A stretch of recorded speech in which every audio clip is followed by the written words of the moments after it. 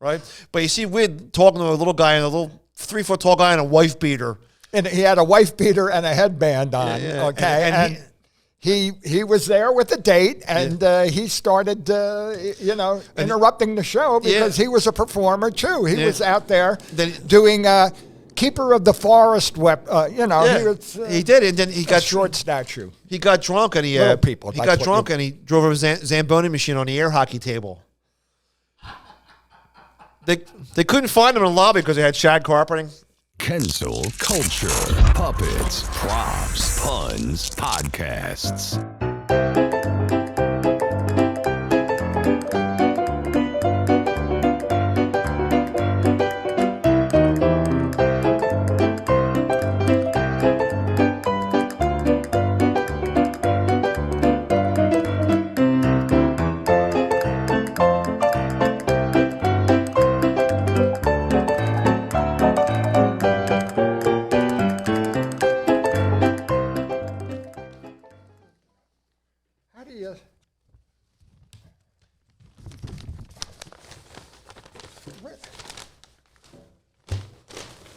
Oh, hi everybody.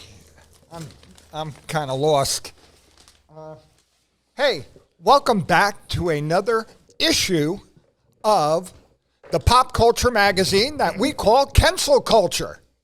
And ladies and gentlemen, I'd like to introduce right now the tycoon of trivia. Here he is, ladies and gentlemen, Mr. John Kensil. Yes, I am the Milton Drysdale of trivia and useless information.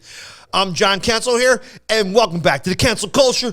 And, the last show, we're talking about, it's going to happen. Celebrities going to celebrity heaven, right? It happens all the time. The biggest funeral out there was Valentino, okay? Valentino. Thousands of people showed up at his funeral. Who was that? I went to Jack Benny's funeral. Who was Valentino? Was that a racehorse or something? Rudolph Valentino, oh, the biggest silent star ever. Oh, I thought. Oh, okay, I thought it was a rapper. Where have you been? Hi, I'm the legendary Wid. We can go down so many paths here. But I'll ask you about that. I'll make a note. We just said the funeral you went to. Hey, you're starting to piss me off. Yes. Sorry, John. Yes, pith. It's you got to realize something, too. The average lifespan is like 75, and all these celebrities are now passing away who we grew up with, and you think they're always the celluloid heroes by the Kinks. They're frozen in time. They're always going to look that way. They can't age. Like recently, Lance Kerwin just passed away. He was 62. A little cute blonde-haired kid who grew up in the late 70s, early 80s. He was on a TV show called James at 15. About just a trials and tribulation of a boy at 15 years old. And then when he matured, they called it James at 16 the next season. But the first adaptation of Stephen King's Salem's Lot, which stands for Jerusalem's Lot, a small town in Maine. Well, him and David Soul, who some people think I look like, you look more like David Heel. That's on a shoe, too. This is preposterous. Oh, you can edit that out. Give him the boot. Hello, Bellevue. I'm sorry, I shouldn't have called you a shoe. You're a loafer. Come on, we're quite a pair here, John. I got mace. But he passed away, and he was. Did he have problems with drugs? As a lot of the child actors? Well, all right. He made Salem's Lot with Fred Willard. Very creepy, scary 1970s CBS TV miniseries. But anyway, he had a hard life. He died last week at the age of 62. And if you saw picture of him, he looked young. Way older than 62. He had a shaved head and a big gray beard. But he lived in Hawaii doing youth ministry. But I think he finally died in California. They didn't say how, but his lifestyle attributed to that. But he aged like he had a long paper route, as they say. Well, there's a lot of times the child actors, they keep reaching for that high they had as a kid, and a lot of times they don't get it because they go through puberty, their voice changed, their whole body changes. And, their shoes become untied. But that was neat. Like, there's the famous show Family Affair, Buffy and Jody, the little boy and girl. Yeah. Well, she died at 18 of a drug overdose, and she, it's a horrible, I think, a mean thing to inflict on your kids. The best thing to do is don't have them live in L.A. But so he died. Jeff Beck, the guitar player, died. He was 78. Jeff Beck, I saw him. I always thought he looked neat, but you could torture me. I couldn't tell you one thing that Jeff Beck played. And he was more of, he had a great album cover on Ola, and it looked like a Rennie Magritte painting with cool. the big green apple there. But I don't know if he had any hits. No, he when he collaborated with somebody else, like he did "People Get Ready" with Rod Stewart in the 80s. That's okay. Now, but I know. beforehand, Okay. he was I like, love that song. Like Eric Clapton was an accomplished guitarist, but he was known for hits. This guy was like you're right, and it's funny. Christopher Guest in Spinal Tap looked just like him, same spiky, shaggy wig. But he died. So these celebrities are passing away. Shag. We talked on the last show about Wednesday from the Addams Family dying. Yeah. We just spoke about Cindy Williams just passed away, who played Shirley on Laverne and Shirley. But I want to show you something. All right. Uh-oh. Was she a child actor, Shirley? I know she acted young. And don't call me Shirley. Yes. This is true. That's fine. I guarantee. I bet you'll find her biography out there somewhere that says, "Don't call me Shirley." But the reason people like that show, they were funny, but the funny parts was the surrounding. Schnizzle. Yeah, the characters behind them. Right. That's Snoop Dogg. He stole that from there. Schlemiel, Schlemazel, Haas and Pfeff Incorporated. Yeah. We're gonna do it. Give us it. What we liked about the show was we always loved as a kid growing up reoccurring characters who would pop up. It's going to lead back to the end of the show. The Jack Benny show used to have that guy who said, "Yes." Yeah. And it was so funny when he just showed up on the show. It was hilarious. And it's just funny seeing a reoccurring character. Well, on Laverne and Shirley with Cindy Williams, these two, Lenny and Squiggy, was that the front of it? Yes. Well, I don't know if he's on that camera there, but Lenny and Squiggy. right there, that's David L. Lander and Michael McKean in the red. Well, they put an album out, and I actually think too. I don't want to open it because it's still sealed in plastic. But I think Christopher Guest, who played in Spinal Tap, I think he's a guitar player on this. But they were very funny. Christopher Guest, yes, it says that right here. Yeah. On, I don't know. I don't notice anybody else's name that played in there. Squiggy. Yeah, right.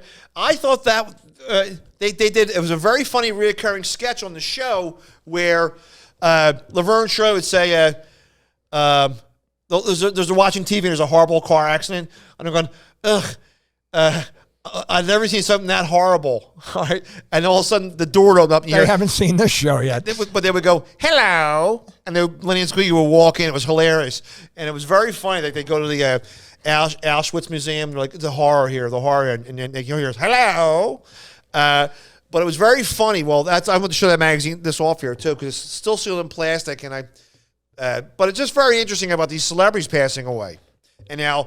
well, John... We were brought up in the television generation, and we had, and it changed every year, people who we were programmed to admire, okay? And these celebrities, I mean, think about how many, they changed the television shows every year. And, people would become celebrities for the rest of their lives, and they were only working for 2 years, okay? Oh, yeah, that's it. But there was such a glut of, there were hundreds of TV shows, okay? So we would know these. There were hundreds and hundreds of movies with a big publicity machine that maybe we didn't connect, in a personal way, but we were programmed to like these people. Oh, yeah. Okay? We were given false information to make them much more appealing. Oh, yeah, and they had press and publicists. We were brought up with that. Yeah. When before, in history, have we been, open to so many different quote-unquote celebrities And it's never. And now we are feeling the repercussions of it because all our dreams are human and they're passing away. Just like, you know, right. the big Mandela of life. And I don't want to say it's And showbiz. false idols, but he was right. You're trained to think Hollywood. Oh, there's Cary Grant riding down the street on his solid gold unicycle with his albino monkey on his shoulder, right? Like the great stuff about Hollywood. And that's not true. It's all made up. And It greases the wheels of show business, okay? Publicity is what it's all about. I mean, if people don't know about you and don't care about you, you don't want to talk about, you know, sometimes there's anti-heroes, you know, hey, he's really cool. Ozzy Osbourne's really cool because he bites the head off of a chicken or, you know, and or he's out there doing all the drugs. He's got, you know, happy faces on his knees. People want to know about that if they admire somebody. You're right, though. It's trivial information, but, you know, and that's how we get involved with celebrities, and we like them as much as we, you know, they become part of our family. I have friends. Now, I will admit, I'll get an autograph, but I like the cheesy value of an autograph, like Gomez from the Addams Family. Right. Like, I like the offbeat stuff, right? There's no celebrity I want to worship. You know, like we said earlier about previous shows, like, you know, now, all right, now, is there any celebrities alive today that you would like to meet? That I would like to meet? Sure, I'd meet anyone that had a good track record. You know what? I would like to meet Keith Richards. That'd be interesting. I mean, just to ask him how things were in the Middle Ages, you know, and to have like firsthand information about you know, like the Knights of the Round Table and everything that he was in at one time. But are there people that I would like to meet? Sure, you know. Now, I'd like to meet Ken Jennings. I would like to pick his brain, you know, something like that. But and there's numerous you know, starlets that. But they, you know what's funny? Did you ever talk to an actress? It's like talking to this I don't know. It's like talking to this corncob pipe, right? There's all right, yeah. John, why would you talk to a corncob pipe? To see what's going on. We know that's for marijuana. You're not just outside building a snowman. This is true. That. What do you got a corncob pipe? A couple of Southern gents walked down my street and it fell out of his pocket while he was enjoying a mint julep. No, but like there's. Why don't we praise singers and actors? You might go, oh, they make things to make us feel good. Big deal, right? No, well, that's you why know God what? invented You know aspirin. what? That's our job in show business a lot of times, is to make people feel good and to make people laugh. I mean, that's, you know, that's what the Geeter with the heater said. That's right. Well, that's what I was getting They to. showed the Geeter with the heater his last tape, and that's what he said. He said people in show business are there to make other people happy. Yeah, and that's...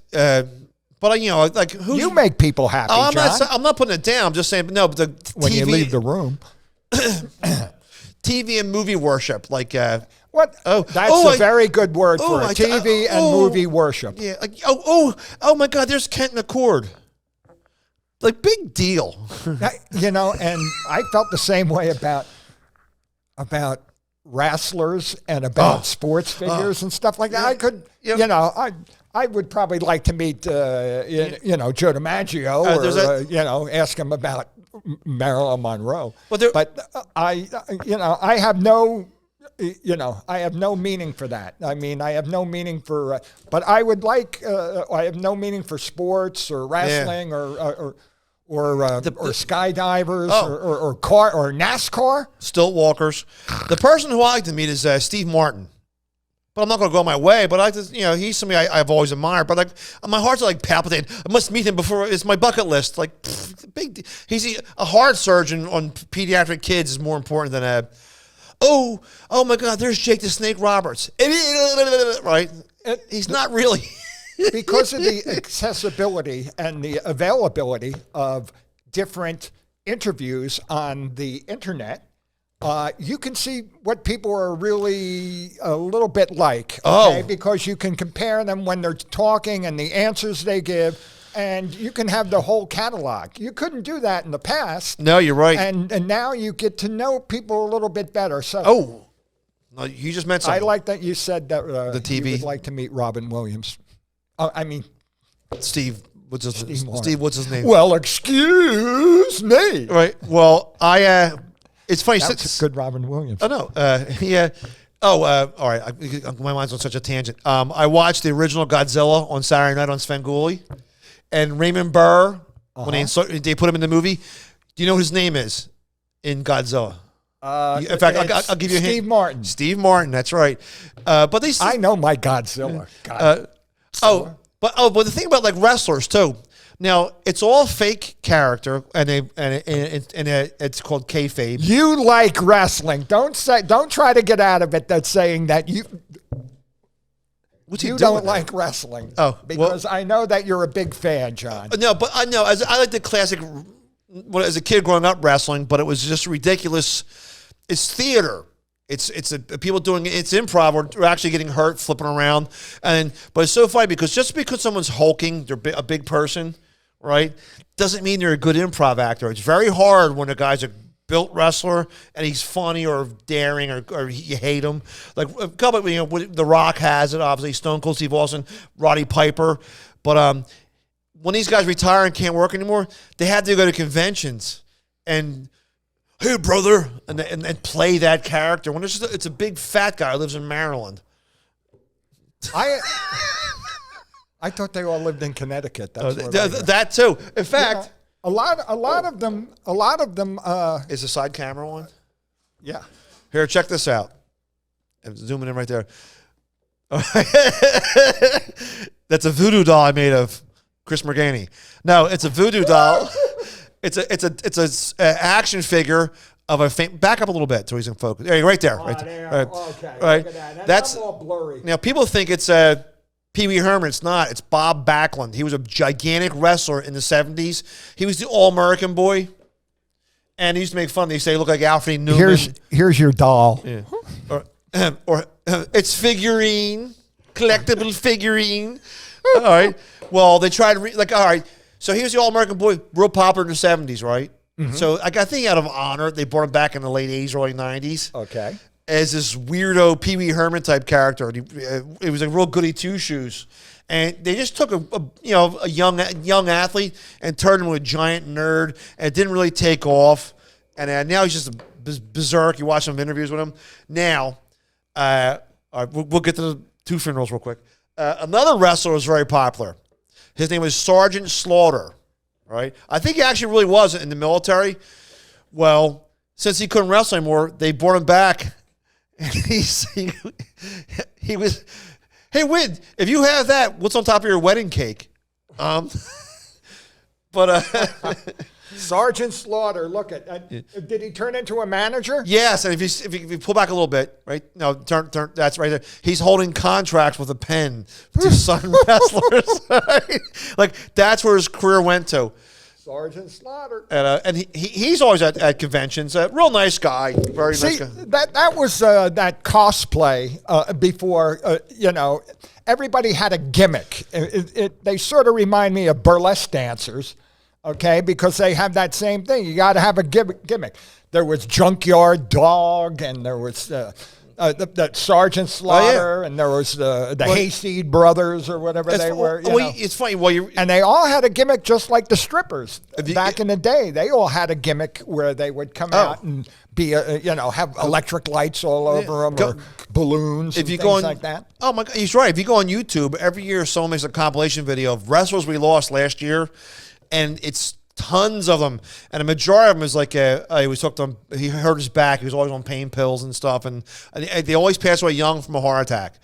And it's the steroids and the bungee jumping, the rigorous training that you have to go through. Oh, definitely. You're bouncing around. You're worse than a football player. You're aging your body by 30 years by being a wrestler.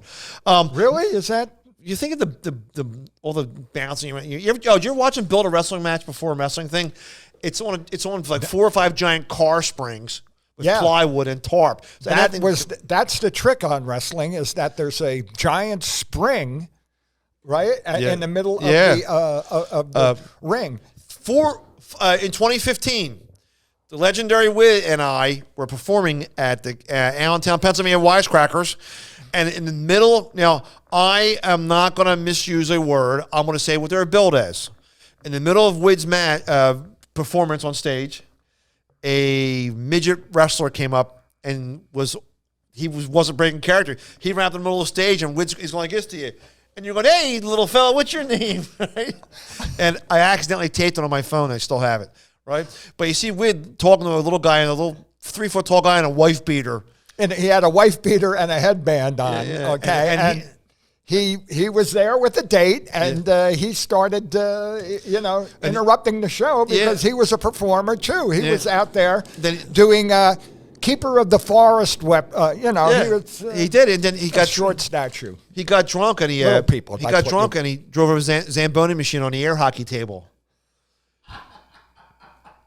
They couldn't find him in the lobby because they had shag carpeting. But this is about wrestlers. Like they're always on, and it was very unusual. And he was on. I mean, we had a great little rapport there. And a bunch of these midget wrestlers were in the audience, and they gave you a standing ovation. I didn't even notice. But it was very funny because there was about a dozen in the bar area drinking. And, they were out to have a good time. Yeah, and you can't, and you're not, like you said earlier, you can't call them midget wrestling anymore, but they can call themselves that. Right. How about dwarf tossing? Remember that phrase that we went through? Now we throw hatchets into a target, but at one time there was a people call it dwarf tossing. I call it my honeymoon. I'm sorry, hatchets. No, I mean. What was the point of dwarf tossing? I never really it was shut down. I know that, and it was that has gone the way of. Remember, there was Jello wrestling for a little while, but that would be two hot beautiful ladies, hot go-go dancers. Yeah, wrestling around in Jello, kangaroo boxing, making Bill Cosby crazy. Yeah, well, but these over the top celebrities, a lot of them are very likable. One of the most likable ones we talked about before was just Jerry Blavat. Was just the geeter with the heater, the boss with the hot sauce. His viewing funeral was this past Saturday at the Basilica in Philadelphia. Beautiful, beautiful church. Every time the Pope comes here. Basilica. When the Pope comes here, Jim J. Bullock stops in. They go right there. It's a beautiful place, great weddings. But I actually participated in the funeral of Jerry Blavat. By participating means I stood in the back. Well, he told me that there was a chair next to Jerry Blavat's coffin. Well, yeah, there was a chair there. That was for rigor mortis to set in. No, but that's. But it was a very nice affair. Okay, they were playing. Playing a couple of his favorite oldies. I mean, the audience, the people who were at the funeral were, my age or younger. I watched some of it streaming online, and they played Disco Inferno. Isn't that kind of like the last? Don't you want to, heaven must be missing an angel, or something like a little more positive than Disco Inferno, I guess. In the 50s and 60s and the 70s, they were called boss jocks, disc jockeys, but they all had a hip lingo pattern. All right, hey, it's the big boss of the hot sauce coming up right now. We're going to play 3 songs to you right now from Satan's Taint. Like, it's just like, music like that. They had the heater with the heater. Jerry Blavat was a perfectionist with that, and he was incredible. And who was the celebrity at the funeral? Dionne Warwick actually gave the eulogy. And Dionne Warwick, New Jersey girl, actually... she got her name. Her name was Dionne Warwick or something. It was different from Dionne Warwick. They spelt it wrong on her first record, and she just went with it. She said, "What the heck." Oh, but that's really, he was a neat guy. Some people complain because he had mob ties. He was friends with stilt walkers, like unsavory type people. People put dog food in.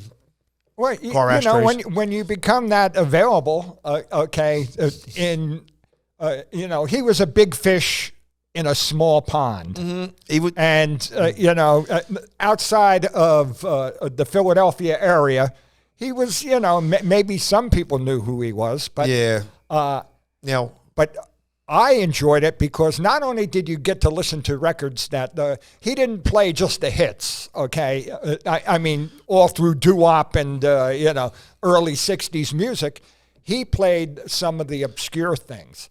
And he would play 2 or 3 of the same song by 2 or 3 different artists. So you could compare it and say, oh, that one was the best, or this one was the best, or this was the original hit. And you can see how funny it is to hear like the same song done in 3 different ways that could be on 3 different planets. And he taught me that. I swear he must have had it on his show because he was old school with actual. He must have had 4 turntables running at the same time, and start the song each one. Because he was the boss with the hot sauce, John.